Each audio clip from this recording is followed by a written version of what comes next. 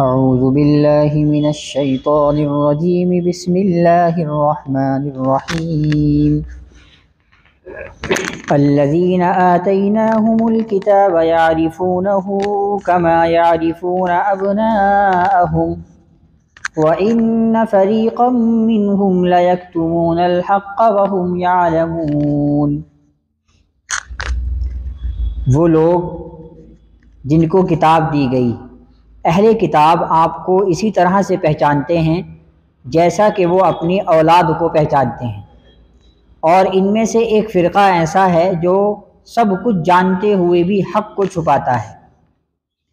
دراصل تحویل قبلہ کا ذکر چل رہا ہے کہ اللہ نے مسجد اقصیٰ کو بدل کر قبلہ بنا دیا بیت اللہ، تو اس پر جو ہے کفار مشرکین بھی سوال اٹھائے، اور خاص طور سے یہودیوں نے اور نصارہ نے، جن کو اللہ نے کتاب دی تھی، ان لوگوں نے بہت سوال اٹھایا کہ اے نبی، پہلے تو تم مسجد اقصیٰ کی طرف رک کر کے نماز پڑھ رہے تھے، اب کیا ہوا کہ اچانک تم بیت اللہ کی طرف رک کر کے نماز پڑھنے لگے؟ تو پہلے تو ان کا جواب دیا پچھلی آیتوں میں کہ اس لیے ہم نے بیت اللہ کو بتایا، بیت اللہ کو بنایا، اور اس کا قبلہ بنانے کی وجہ بھی یہی تھی کہ ہم چاہتے تھے کہ سارے مسلمان ایک جگہ جمع ہو جائیں، اور ہم یہ بھی دیکھنا چاہتے تھے کہ کون فرما بردار ہے، کون اللہ کے نبی کی بات کو مان کر ان کی طرف جاتا ہے اور کون اپنی پیٹھ دکھا کر کے بھاگتا ہے۔ اب اللہ رب العزت حضور کو فرما رہے ہیں کہ اے نبی، یہ آپ کو بالکل اسی طرح سے پہچانتے ہیں جیسا کہ ایک باپ اپنی اولاد کو پہچانتا ہے۔ کون لوگ؟ یہود اور نصارہ، اہل کتاب جن کو کتاب دی گئی۔ اللہ نے یہود کا اور نصارہ کا ذکر بہت کم کیا ہے، اللہ نے اس طرح سے کیا الذین آتیناہم الکتاب، وہ لوگ جن کو کتاب دی گئی۔ اب کتاب کن کو دی گئی؟ یہودیوں کو دی گئی اور نصارہ کو دی گئی۔ تو اسی طرح سے یہودی اور نصارہ اے نبی آپ کو بالکل اسی طرح سے پہچانتے ہیں جیسا کہ وہ اپنے بیٹوں کو، اپنی اولاد کو پہچانتے ہیں۔ جس طریقے سے ہزار کی بھیڑ میں بھی باپ اپنی اولاد کو پہچان لیتا ہے کہ یہ میرا بیٹا ہے، تو بالکل اسی طرح سے یہ آپ کو بھی پہچانتے ہیں، لیکن ہر درمی کی وجہ سے، حسد کی وجہ سے، ضد کی وجہ سے، بغض کی وجہ سے یہ آپ کو نبی نہیں مانتے۔ ہر درمی اور بغض کیا ہے کہ یہ نبی ہماری جماعت میں سے پیدا کیوں نہیں ہوئے، یہ عرب میں پیدا کیوں ہوئے، قریش خاندان میں سے پیدا کیوں ہوئے، ہماری قوم میں سے پیدا ہوتے تو ہم ان کو نبی مانتے۔ نصارہ کہتے تھے کہ نصارہ بن کے آتے، یہودی کہتے تھے کہ یہود بن کے آتے، تو یہ ایک حسد تھا، حالانکہ وہ جانتے تھے کہ یہ سچا اور برحق نبی ہے۔ تو اللہ اپنے نبی کو تسلی دے رہا ہے کہ آپ ان کے پیچھے پڑ کر اپنے وقت کو ضائع نہ کرو اور نہ ان سے فضول بحث کرو۔ اگر یہ تمہارا قبلہ نہیں مانتے تو نہ مانے، تم ان کا قبلہ مت مانو، یہ تمہارا قبلہ نہ مانے، لیکن فضول بحث نہ کرو۔ اور اے نبی، اگر تم یہ سوچتے ہو کہ یہ تمہیں نبی نہیں جانتے، سچ تو یہ ہے کہ یہ لوگ تمہیں بالکل ایسا پہچانتے ہیں جیسا کہ ایک باپ اپنے بیٹے کو پہچانتا ہے۔ اس کے اندر ایک تقاضا اور اس کے اندر ایک نقطہ یہ ہے کہ یہ تشبیہ کیوں دی کہ جس طریقے سے باپ اپنے بیٹے کو پہچانتا ہے، اللہ یہ بھی تو کہہ سکتا تھا کہ جس طریقے سے بیٹا اپنے باپ کو پہچانتا ہے، ایسا کیوں نہیں کہا؟ اس کی وجہ یہ ہے کہ جب ماں باپ کے یہاں اولاد پیدا ہوتی ہے تو وہ اولاد بچپن سے ماں باپ کے یہاں پلتی ہے، حتیٰ کہ اولاد کا جسم کا ایک ایک حصہ ماں باپ نے دیکھا ہوتا ہے۔ بچپن سے پالتا ہے بیٹا ہو یا بیٹی ہو، تو کوئی بھی عضو جو کہ بالغ ہونے کے بعد چھپایا جاتا ہے جس عضو کو، اس عضو کو بھی ماں باپ دیکھ لیتے ہیں بچپن کی حالت میں۔ تو ماں باپ کا پہچاننا زیادہ آسان ہوتا ہے بچوں کو، لیکن بچہ جب بڑا ہو جاتا ہے تو اس نے اپنے والد کا چہرہ دیکھا ہے، ہاتھ دیکھے ہیں، اعضائے مستورہ نہیں دیکھے، تو پورا جسم والدین کا بچے نہیں دیکھ پاتے۔ تو اسی لیے فرمایا کہ بیٹے سے تشبیہ دی ہے کہ جس طریقے سے ایک باپ بیٹے کو پہچانتا ہے، پورا جسم اس کا بچپن سے لے کر جوانی تک دیکھتا آ رہا ہے۔ جب تک بالغ نہیں ہوا تھا اپنے ہاتھوں سے نہلاتا تھا، اپنے ہاتھوں سے کھلاتا تھا، تو سارا جسم دیکھا ہے اپنے بچوں کا، تو یہ زیادہ پہچانتا ہے۔ تو اسی لیے فرمایا کہ اے نبی، تم کو ایسا جانتے ہیں جیسا کہ ایک باپ اپنی اولاد کو پہچانتا ہے۔ اور اے نبی اہل کتاب آپ کو اس طریقے سے جانتے ہیں جیسا کہ وہ اپنی اولاد کو پہچانتے ہیں، اور ایک جماعت تو ایسی ہے کہ جو سب کچھ جانتے ہوئے بھی حق کو چھپاتی ہے۔ الحق من ربک فلا تکونن من الممترین، حق تمہارے رب کی جانب سے ہے لہٰذا تم شک کرنے والوں میں سے نہ ہو جانا، تم ان کی باتوں میں مت آ جانا۔ یہ جو چال بازیاں کرتے ہیں کہ مسجد اقصیٰ پہلے بیت اللہ تھی، مسجد اقصیٰ پہلے قبلہ تھا، اس کے بعد اب تم اس کی طرف چلے گئے ہو، تم آخر کرنا کیا چاہتے ہو؟ تو اے نبی تم ان کے پیچھے پڑ کر کے شک میں مت پڑ جانا، تمہارا دین سچا مذہب ہے، اور اس بار جو ہم نے بیت اللہ کو قبلہ بنایا ہے وہ قیامت تک کے لیے بنا دیا، متعین کر دیا، اب دوبارہ سے مسجد اقصیٰ کو قبلہ نہیں بنایا جائے گا، تو اس لیے آپ شک کرنے والوں میں سے مت ہو جانا۔ اب اللہ رب العزت تھوڑی سی اور آپ کو جو ہے ہمت عطا کر رہا ہے اس آیت کے ذریعے، وَلِكُلٍّ وِجْهَةٌ هُوَ مُوَلِّيهَا فَاسْتَبِقُوا الْخَيْرَاتِ أَيْنَمَا تَكُونُوا يَأْتِ بِكُمُ اللَّهُ جَمِيعًا إِنَّ اللَّهَ عَلَى كُلِّ شَيْءٍ قَدِيرٌ۔ اور ہر شخص کا ایک قبلہ ہوتا ہے جس کی طرف وہ متوجہ ہوتا ہے، لہٰذا تم نیکی کے کام کرنے میں سبقت کرو، اور تم جہاں کہیں بھی ہوگے اللہ تم کو لے آئے گا، اور اللہ تعالیٰ ہر چیز پر قادر ہے۔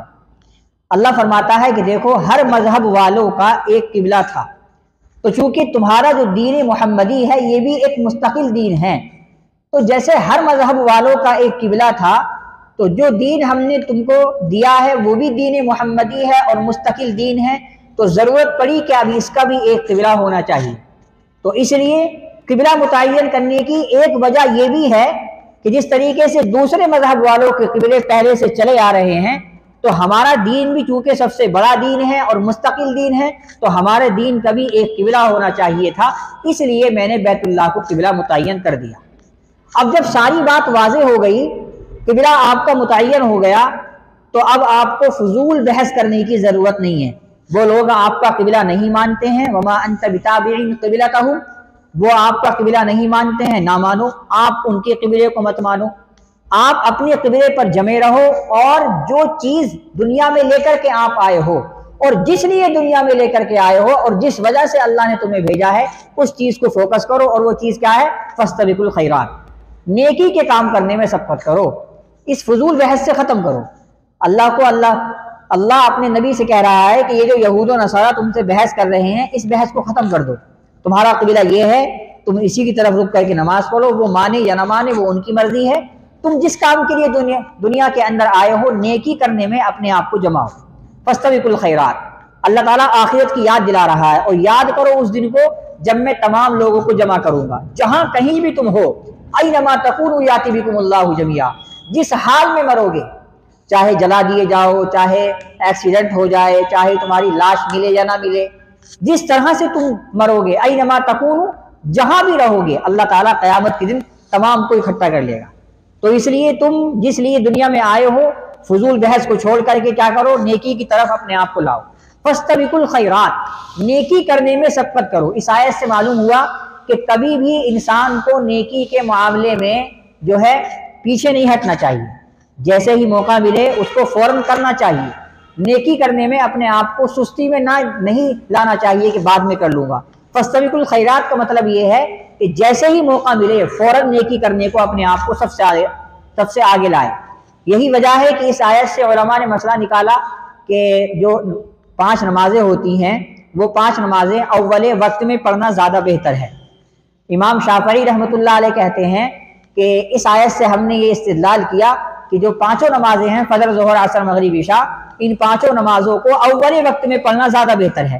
یعنی جیسے تہجد کی نماز کا وقت ختم ہوا تو فوراً فجر کی نماز کا وقت شروع ہو جاتا ہے تو اسی وقت پڑھی جائے گی، اور اسی طرح سے جیسے ہی فجر کی نماز کا وقت ختم ہوا 12:30 بجے کی ٹائم تو 12:45 کے قریب میں ظہر کی نماز پڑھ لو، جیسے ہی ظہر کی نماز کا وقت مکمل ہوا فوراً عصر کی نماز پڑھ لو، مغرب کی نماز پڑھ لو، عشاء کی نماز جیسے ہی مغرب کی نماز جو ہے ختم ہوا اس کے بعد عشاء کی نماز پڑھ لو۔ امام شافعی کہتے ہیں، لیکن امام ابو حنیفہ کہتے ہیں کہ صرف تاخیر جو کی جائے گی وہ ظہر کی نماز میں کی جائے گی، کیونکہ حضرت بلال رضی اللہ تعالیٰ عنہ کا ایک واقعہ ہے کہ آپ جو ہے جیسے ہی فجر کی نماز کا وقت قریب ہوا تو حضرت بلال نے اذان پڑھنا شروع کر دی، تو حضور نے ان کو روک دیا اور فرمایا کہ اے بلال، گرمیوں کے دنوں میں فجر کی نماز کو تاخیر کر کے پڑھا کرو، تو ہمارے یہاں جو نماز پڑھی جائے گی اول وقت میں وہ وقت ہے جو حضور نے ہمیں بتایا، مستحب وقت۔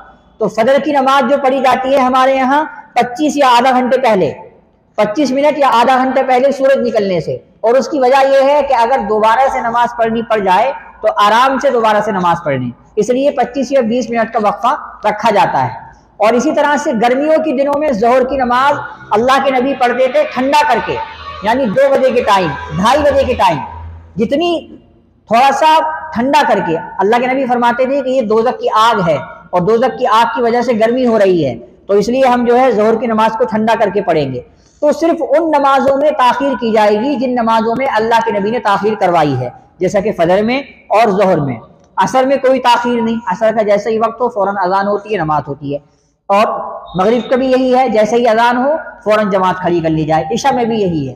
تو ہمارے یہاں جو ہے اول وقت میں نماز جو ہے بس ایک نماز پڑھی جاتی ہے، وہ ہے مغرب کی، جیسے ہی مغرب کی اذان ہو فوراً نماز پڑھ ڈالو۔ باقی جو نمازیں ہیں وہ سب حدیث کے حوالے سے پڑھی جاتی ہیں۔ ظہر کی نماز پڑھی جاتی ہے ہمارے یہاں دیر سے، اور دیر کرنے کی وجہ یہ ہے کہ اس میں ٹھنڈا کرنے کی وجہ سے حضور کی سنت ہے۔ اور اسی طرح سے عشاء کی نماز ہمارے یہاں پڑھی جاتی ہے، جیسے ہی مغرب کا نماز کا وقت ختم ہوا تو اس کے 15 یا 20 منٹ یا آدھا گھنٹے کے بعد اذان ہوتی ہے۔ تو امام شافعی کے یہاں تو یہ ہے کہ جیسے ہی اذان مکمل ہو، جیسے ہی مغرب کا وقت مکمل ہو فوراً اذان پڑھو، اور اذان کے بعد میں ان کے یہاں وقفہ بھی نہیں ہوتا، جیسے ہمارے یہاں 15 منٹ کا وقفہ ہوتا ہے، آدھا گھنٹے کا ہوتا ہے، ان کے یہاں یہ ہے کہ جیسے ہی اذان ہو فوراً نماز کے لیے کھڑے ہو جاؤ۔ تو یہ ساری چیزیں وہ یہ کہتے ہیں فاستبقوا الخیرات، اللہ نے کہا ہے کہ نیکی کے کام کرنے میں سبقت کرو، جلدی کرو۔ تو جیسے ہی اذان پڑھ لی اب کوئی دیری نہیں، اب جو ہے فوراً نماز پڑھی جائے گی۔ تو یہی وجہ ہے کہ ہمیں اگر کبھی بھی کوئی موقع ملے، چاہے وہ نماز کا موقع ہو، صدقے کا موقع ہو، کوئی چیز جو ہے کسی کی مدد کرنے کا موقع ہو، تو ان چیزوں میں پیچھے نہیں ہٹنا چاہیے، بڑھ چڑھ کر کے حصہ لینا چاہیے۔ یہی ایک مومن کامل کی علامت ہے۔ تو اللہ نے فرمایا فاستبقوا الخیرات، تم جو ہے نیکی کے کاموں میں بڑھ چڑھ کر کے حصہ لو، اور یاد رکھو اینما تکونوا یاتی بکم اللہ جمیعا، تم جہاں کہیں بھی ہوگے اللہ تعالیٰ تمہیں سب کو جمع کر لے گا، اور اللہ تعالیٰ ہر چیز پر قادر ہے۔ جس نے انسان کو پہلی مرتبہ بنا دیا وہ چاہے اب کسی بھی حال میں مرے، دوبارہ سے اللہ تعالیٰ اس کے لیے بنانا آسان ہے۔ بعض لوگوں کا عقیدہ یہ ہوتا ہے کہ اگر کسی کی ایکسیڈنٹ ہو جاتا ہے تو اس کی روح بھٹکتی ہے، بہت سارے مسلمانوں کا بھی یہ عقیدہ ہے، حالانکہ غیر مسلموں کا تو عقیدہ ہوتا ہی ہے، لیکن ہمارے مسلمان بھائیوں کا بھی یہ عقیدہ ہے کہ اگر وہ بری موت مر گیا، خودکشی کر کے مر گیا، یا اسی طرح سے حادثے کی موت مر گیا، تو اس کی روح جو ہے بھٹکتی رہتی ہے۔ ایسا کچھ نہیں ہے۔ اگر ہم نے یہ عقیدہ بنا لیا کہ اس کی روح بھٹکتی رہتی ہے تو اس کا مطلب یہ ہے کہ اللہ تعالیٰ کمزور ہے، اللہ تعالیٰ سے روحیں بھی نہیں رکھی جا رہی۔ تو اس لیے جب اللہ تعالیٰ نے جس انسان کو دنیا سے بلا لیا، اب یا تو اس کے دو ہیں راستے، یا تو وہ نیک آدمی ہے یا وہ برا ہے۔ اگر نیک ہے تو اس کی روح علیین کے اندر ہے، اور اگر وہ برا ہے تو اس کی روح سجین کے اندر ہے۔ بس یہ دو باتیں ہیں، یا تو اس کی روح سجین کے اندر ہے یا اس کی روح علیین کے اندر ہے، اور دونوں کا ذکر جو ہے قرآن کریم میں آیا ہے۔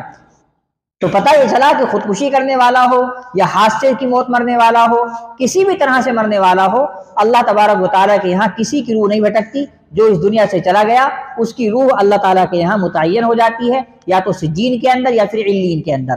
تو فرمایا کہ تم جہاں کہیں بھی ہوگے اللہ تعالیٰ تمہیں جمع کر لے گا، کیونکہ اللہ تعالیٰ ہر چیز پر قادر ہے۔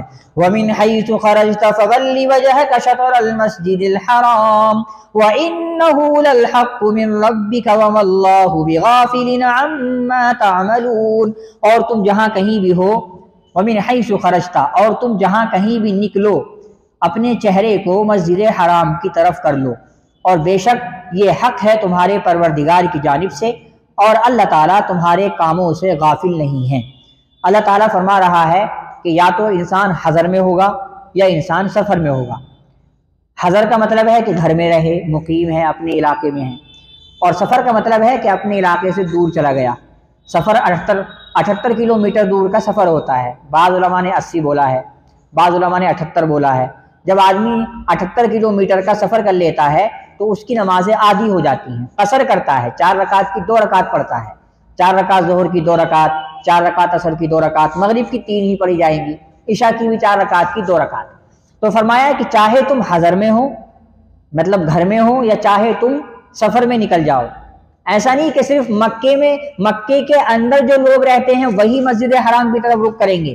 مطلب یہ ہے بتانے کا، چاہے مکے میں رہتے ہوں یا مکہ کے دور رہتے ہوں یا دوسرے ملک میں رہتے ہوں، جہاں کہیں بھی ہو، وَمِنْ حَيْثُ خَرَجْتَ، جہاں کہیں بھی تم نکلو گے سفر میں، رخ مسجد حرام کی طرف کرنا ہے. نماز میں رخ مسجد حرام کی طرف کرنا ہے. یہ سوال پیدا ہو سکتا تھا کہ بھائی صرف انہی لوگوں کے لیے ہے جو مکہ کے اندر رہتے ہیں، تو اللہ نے اس سوال کو ختم کر دیا. بہت آگے تک کی سوچ کر اللہ رب العزت آیتوں کو نازل فرماتا ہے تاکہ قرآن کریم کے اندر کوئی سوال پیدا نہ کر سکے. اگر اللہ تعالیٰ صرف یہ کہتا کہ مسجد حرام کی طرف رخ کرو تو آگے چل کر کے لوگ سوال کرتے کہ یہ تو صرف مکہ والوں کے لیے ہیں. تو اللہ تعالیٰ نے اس سوال کا جواب پہلے ہی سے دے دیا کہ وَمِنْ حَيْثُ خَرَجْتَ، مکہ والوں کے لیے تو ہے ہی. اگر تم مکہ کے علاوہ کہیں بھی رہتے ہو، کہیں بھی تم سفر میں جاؤ، تو تمہیں رخ نماز کی طرف، جب نماز کا وقت ہو تو تمہیں رخ جو ہے وہ مسجد حرام ہی کی طرف کرنا ہے. تو اللہ تعالیٰ یہ بتانا چاہتا ہے، یہ آیت اتری ہے مسافروں کے لیے، سفر کرنے والوں کے لیے. وَمِنْ حَيْثُ خَرَجْتَ، اور تم جہاں کہیں بھی سفر پر نکلو، فَوَلِّ وَجْهَكَ شَطْرَ الْمَسْجِدِ الْحَرَامِ، تو تم اپنے چہرے کو مسجد حرام ہی کی طرف کرنا، کیونکہ مسجد حرام کی طرف، مسجد حرام کو، بیت اللہ کو قبلہ بنانا یہ تمہارے پروردگار کی طرف سے حق ہے، اس میں کوئی شک کی گنجائش نہیں ہے. اور جو ایسا نہیں کرے گا وَمَا اللَّهُ بِغَافِلٍ عَمَّا تَعْمَلُونَ، اللہ تعالیٰ اس کے تمام اعمالوں کو دیکھ رہا ہے. کوئی یہ نہ سوچے کہ مجھے اللہ تعالیٰ نہیں دیکھ رہا ہے. اللہ تعالیٰ سب کو دیکھ رہا ہے. جو ادھر رک کر کے پڑھتا ہے اللہ اس کو بھی دیکھ رہا ہے، جو ادھر رک کر کے پڑھے گا اللہ تعالیٰ اس کو بھی دیکھ رہا ہے. کیونکہ اللہ تعالیٰ قُلْ لِلَّهِ الْمَشْرِقُ وَالْمَغْرِبُ، مشرق اور مغرب کا مالک ہے. جس سمت میں تم منہ کرو گے اللہ تعالیٰ کو پاؤ گے، جس طرف رخ کرو گے اللہ تعالیٰ کو پاؤ گے. کیونکہ اللہ تعالیٰ نہ تو کسی مکان کے اندر رہ سکتا ہے، نہ کسی کرسی پر بیٹھ سکتا ہے، نہ کسی کمرے میں رہ سکتا ہے. اگر ہم یہ عقیدہ بنا لیں کہ اللہ تعالیٰ کسی کمرے کے اندر ہے تو اللہ تعالیٰ کا عیب دار ہونا لازم آئے گا، کیونکہ اس کا مطلب یہ ہوا کہ جس چیز پر اللہ تعالیٰ ہے وہ چیز بڑی ہے. مثال کے طور پر یہ مسجد ہے، ہم اس کے اندر بیٹھے ہیں تو ہم چھوٹے ہیں، مسجد بڑی ہے. جس چیز کے اندر آدمی بیٹھتا ہے وہ چیز بڑی ہوتی ہے اور بیٹھنے والا چھوٹا ہو جاتا ہے. تو اگر ہم یہ کہیں کہ اللہ تعالیٰ یہیں پر موجود ہے تو اس کا مطلب ہے کہ اللہ تعالیٰ عیب دار ہو گیا. تو اس لیے عقیدہ یہ ہونا چاہیے کہ جدھر دیکھو گے ادھر اللہ تعالیٰ کو پاؤ گے. اللہ تعالیٰ ہر جگہ ہے. وَمِنْ حَيْثُ خَرَجْتَ فَوَلِّ وَجْهَكَ شَطْرَ الْمَسْجِدِ الْحَرَامِ، اور تم جہاں کہیں بھی نکلو تم چہرہ کرو مسجد حرام کی جانب. وَحَيْثُ مَا كُنْتُمْ فَوَلُّوا وُجُوهَكُمْ شَطْرَهُ، اور تم جہاں کہیں بھی ہو اپنا چہرے کو مسجد حرام کی طرف کرو. لِأَلَّا يَكُونَ لِلنَّاسِ عَلَيْكُمْ حُجَّةٌ، تاکہ لوگ تم پر کوئی حجت بازی نہ کریں. إِلَّا الَّذِينَ ظَلَمُوا مِنْهُمْ فَلَا تَخْشَوْهُمْ وَاخْشَوْنِ وَلِيُتِمَّ نِعْمَتِي عَلَيْكُمْ وَلَعَلَّكُمْ تَهْتَدُونَ. مگر جن لوگوں نے ظلم کیا، جو لوگ ظالم ہیں ان میں سے، وہ تم سے حجت بازی کریں گے، لہٰذا تم ان سے مت ڈرو، مجھ سے ڈرو اور میری نعمتوں کو تمام کرو تاکہ تم ہدایت یافتہ ہو جاؤ. اللہ تعالیٰ نے 3 مرتبہ فرمایا کہ مسجد حرام کی طرف رخ کرو، مسجد حرام کی طرف رخ کرو، مسجد حرام کی طرف رخ کرو. اس کی وجہ یہ ہے کہ اللہ تعالیٰ ایمان والوں کے دل میں بالکل پختہ کرنا چاہتا ہے، ان کی بات جو ہے یقینی طور پر کرنا چاہتا ہے کہ کہیں ایسا نہ ہو کہ ان کے دلوں میں یہ ہو کہ ابھی فی الحال کے لیے جو ہے بیت اللہ کی طرف رخ کرنے کو بولا ہے، کچھ دنوں کے بعد اللہ تعالیٰ دوسرا پیغام لائے گا کہ مسجد اقصیٰ کی طرف رخ کر لو، تو اللہ کہتا ہے نہیں 3 مرتبہ کہہ رہا ہوں. مطلب یہ ہے کہ قیامت تک اب تمہارا قبلہ یہی بیت اللہ ہے، اب دوبارہ سے کوئی قبلہ متعین نہیں ہوگا، قیامت تک قبلہ تمہارا بیت اللہ ہی رہے گا. اس لیے اللہ نے 3 مرتبہ فرمایا.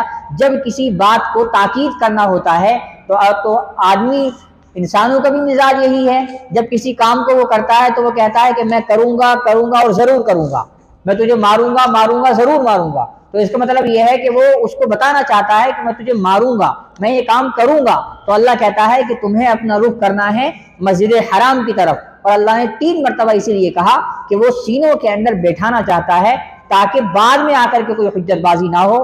اور اگر کوئی حجت بازی کرتا ہے تو اللہ نے اس کو ظالم کہا ہے کہ وہ ظالمی شخص ہوگا جو حجت بازی کرتا ہے، کیونکہ اتنا واضح طریقے پر اللہ تعالیٰ نے بتا دیا کہ تمہارا جو قبلہ ہے وہ بیت اللہ ہی ہے، اب مسجد اقصیٰ کا کوئی اس میں دخل نہیں ہے. آج جو ہے مسجد اقصیٰ اور بیت اللہ کی جو لڑائی تھی وہ آج مکمل ہو گئی.